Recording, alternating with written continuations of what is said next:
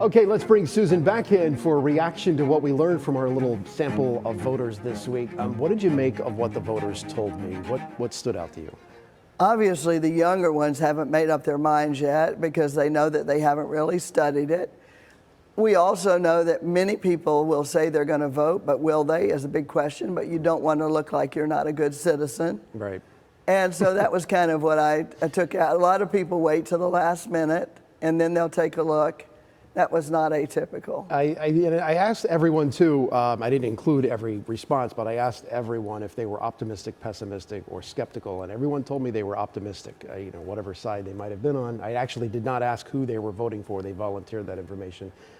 When it comes to undecided voters, how much do they matter at this point in this election? Is their influence dwindling in this election? No, it's elevated. 16% in a recent Gallup poll said that they haven't made their minds up. Now, where is that most important? Those 7 swing states where there's just 1% difference in who's ahead, and it's basically a tie when you look at it. That's where they're going to have the biggest influence. I'm just curious, at what point do people make up their mind, and what are they waiting on? What is the deciding factor that will drive them to make a choice between A or B? There's as many reasons as there are undecided. Some people, they'll want to look at it more. Some others, a friend will tell them, a relative. Others will see something on television or on social media that insists that they turn out, and they're in that kind of group. I mean, there's a lot of reasons. Could be the debate. I mean, we'll see if that happens when it does. Kamala Harris is not the incumbent, but she is attached to President Biden. Is the turnout battle more consequential for the current administration or the challenger, in this case, a former president himself? It's critical for both groups. It's the hardest thing that we as analysts are trying to figure out right now. Both sides need a high turnout. Historically, Republicans turn out at a higher rate than Democrats. On the other hand, Democrats, the enthusiasm for voting is a little bit higher from the Republicans.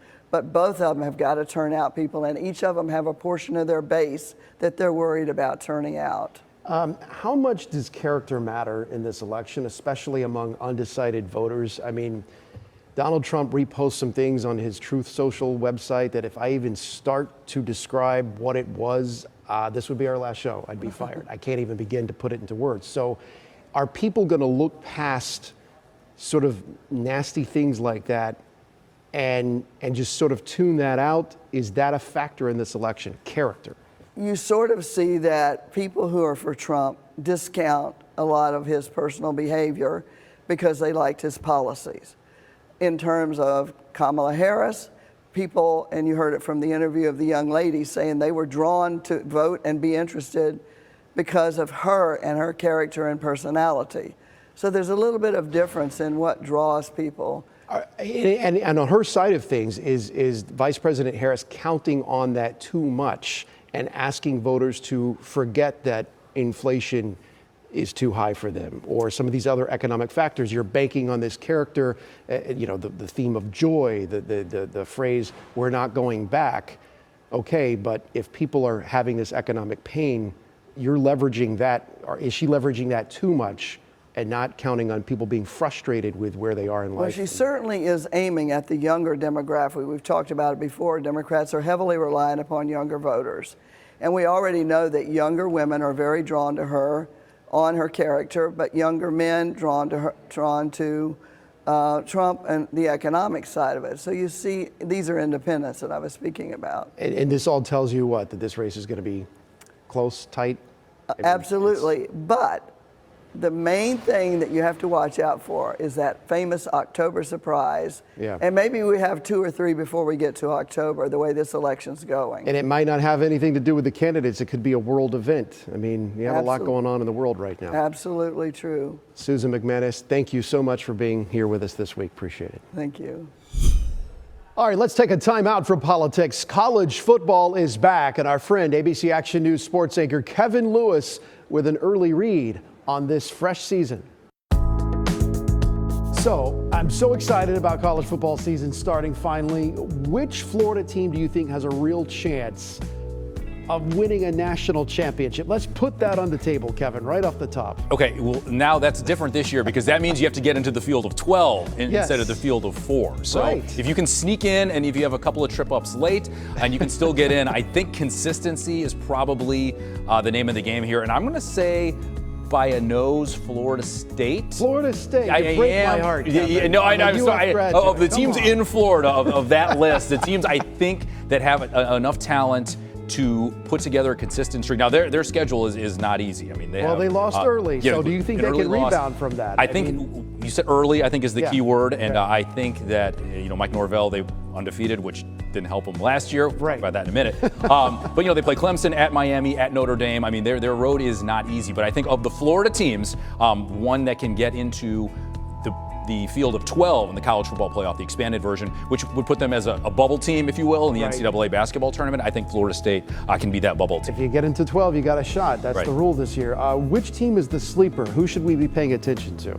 I think the sleeper is going to be. I'm going to sit on the fence here. Whoever wins the USF Miami game, I think keep an eye on. Or again, to maybe get to like that, 8-9 win conversation and creep into the 13-12 spot at the end of the year. Let's talk about the Bulls. There's a buzz around the Bulls this year that I haven't seen in years prior. Is that real? There's an optimism there. Could they do something they haven't done before, like get to a well-known bowl game?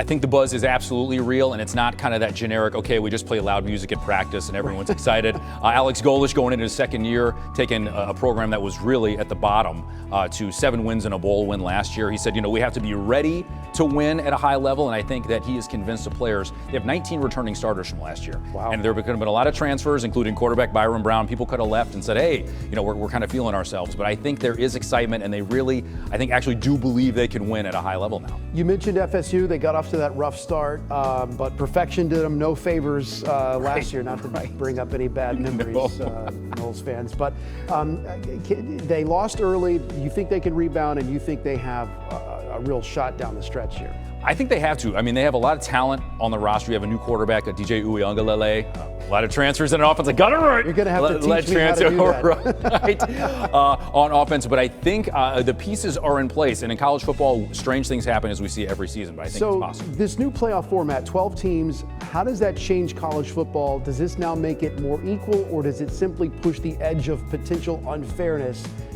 to the most unluckiest numbers it would seem in college football going into this year would be 13?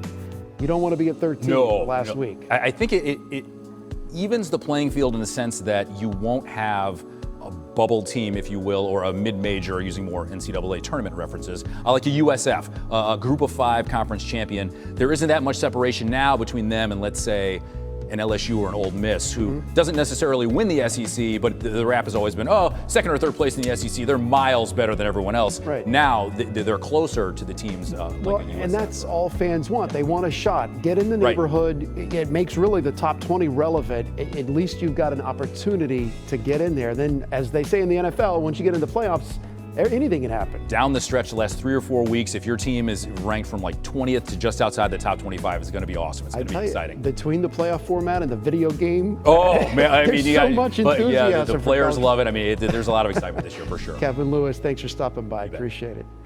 Full Circle Florida continues right after this.